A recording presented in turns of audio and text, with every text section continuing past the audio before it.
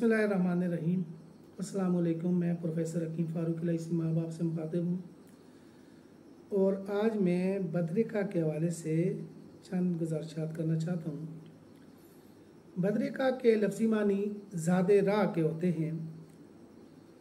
किसी दवा के साथ जब हम बदरिका कहते हैं तो इससे मुराद वो चीज़ होती है जो दवा की मुज़रत को दूर करे या दवा के असर को बढ़ाए या दवा की तेज़ी को कम करे या उसकी खुश्की को कम करे और जिस्म में किसी किस्म की कोई ख़राबी पैदा ना हो और वो दवा के असर को बेहतर कर बनाकर मर्ज़ को दूर करे।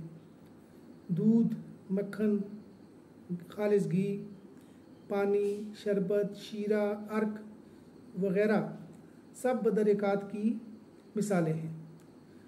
अब अगर हम किसी मरीज़ को कोई दवा दूध के साथ लेने की ताकीद करते हैं तो वो डिब्बों के दूध से दवा लेता है, या अगर हम उसे 1.5 पाव दूध के साथ या पाव दूध के साथ दवा लेने की ताकीद करते हैं तो पहले तो वो मिलावट शुदा दूध इस्तेमाल करता है या 1 प्याली दूध के साथ दवा लेता है।